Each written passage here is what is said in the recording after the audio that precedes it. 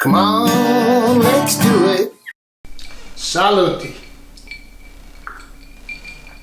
Having a little pre-dinner cocktail on Saturday because this is my last, well, tomorrow, today, as you're watching the show, if you watch on Sundays when we post, Sunday is my last day of, I've been on staycation since 2 Fridays ago. Man, what a great time.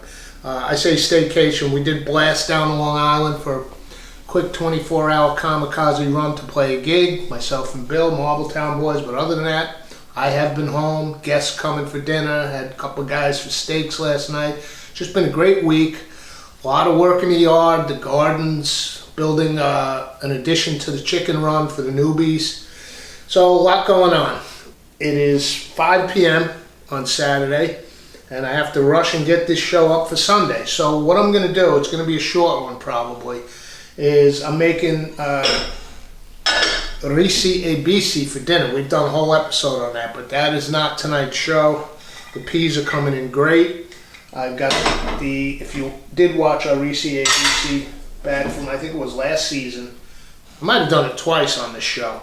All the pea pods are in here with an onion, half an onion, and some shallot stems. We're going to get to the shallots in a minute. So that's a nice green stock to make the risi e bisi with. And on the side, I'm going to have some grilled calamari. So it's going to be a lovely dinner, but it's Saturday. I can get to that later. In the meantime, I need a quick snack because I haven't eaten since 9 a.m. And by the way, yesterday was the summer solstice, first day of summer. And boy, it came in like flipping a switch. It's been an unseasonably cool spring. The tomatoes and peppers are still only less than a foot tall. And then today, boom, 90. So I just finished putting the air conditioners in all the windows before hopping in the shower. I've been, like I said, outside in this blazing heat all day. Well, we have some Miami viewers, not blazing to you, but I didn't quite hit 90. It's 5 p.m. I think I just checked. It's like 87 or 88 out there. But feels much hotter when we've been having this ridiculously cool spring. For it to just switch like that in one day. Anyway, I'm blabbing. Let's get over to the marble. I'm going to have a quick little snack before I do dinner. It might be kind of a late dinner because I'm still in vacation mode. But the Monday agita is already starting to creep in. Come on, let's do it. Come on, let's do it.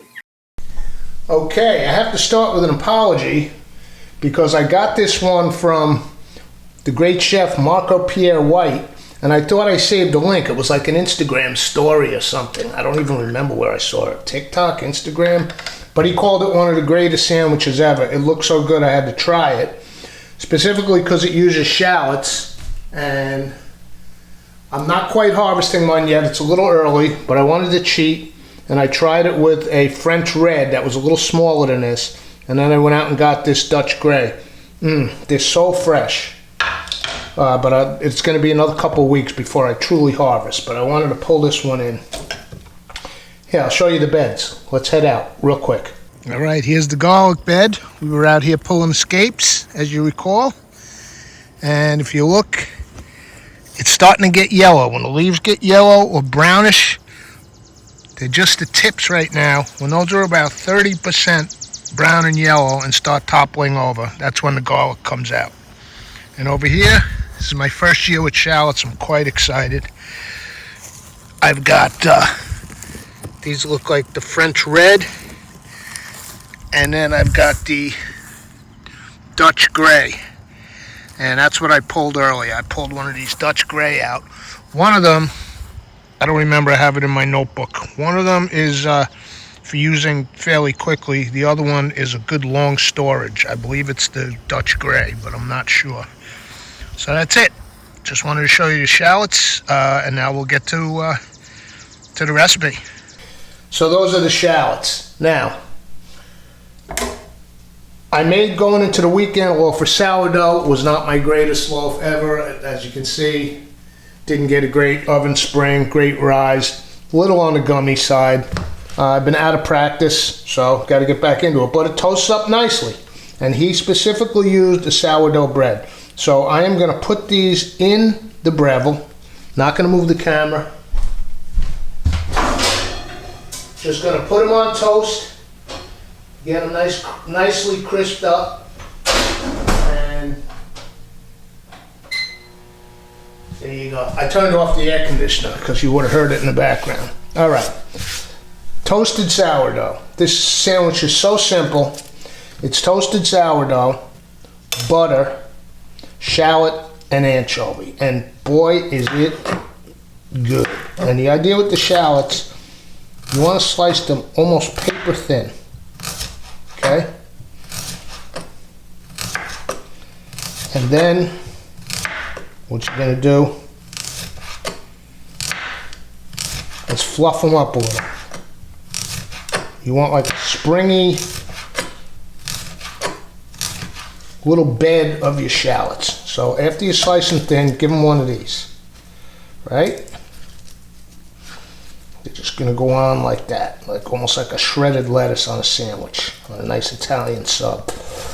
All right, let's take out some anchovies now. What he did is he just laid them on, and I did that too. But then I found out when I was biting them, you know, it pulls the whole anchovy. So I'm doing my own way by just giving them a chop, and we'll put them on as a right on top. The key with this thing is the creaminess of the butter with the salty anchovies and the fresh shallot. It's really phenomenal. Okay, so again, he did not chop these. He just kind of layered them on. But I'm going for the chop, almost like a pizza topping. All right, turn this camera off. I'll be back with the toast. All right, here's our toasted sourdough. Let's get some butter on it while it's still warm. And I've had the butter on the counter, so look at that. And be generous, because again, it's about, what's so delicious about this, it's the interplay of the fat of the butter with the salt of the anchovy, the fresh shallot. It's an amazing, amazing little treat. So I had my buddy over for steaks last night, and I was mentioning it, and he's like, oh, you mean onions and sardines? It's like a normal, I'm like, no, not onions and sardines. Shallots and anchovies, not the same. I'm sure that's good too. But these ingredients are very specific. All right. Butter. I don't remember which one he put first. I think he put the shallots down like so. Yeah, I'm pretty sure. And then the anchovies on top, because again, as I said, he just laid them on as full anchovy strips, which we are not going to do. Here's a nice little snack, and I'll have a leisurely evening. Make my risi e bisi with the fresh peas. Start a little wood fire. Hopefully things will start cooling down a little outside. And I will grill those squid tubes. Be a nice little dinner. Little Pinot Grigio at the end of my vacation. That's it. It doesn't need much of anything else. Let me give one a try.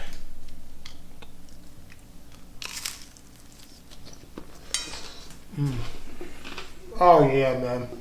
Oh yeah. The melted butter, shallots, and it's incredible. Gotta be sourdough.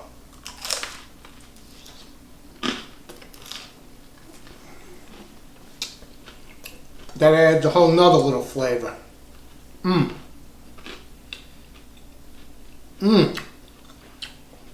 Fantastic little snack. Comes together in 2 seconds, right? Thank you, Marco Pierre. I'm sorry I don't have the link to put in the description. I meant to save it and pop it in there. Marco Pierre White. Fantastic. I'll see you all for the next episode. Come on, let's do it. All right, I think I'll put the butter back in the fridge now.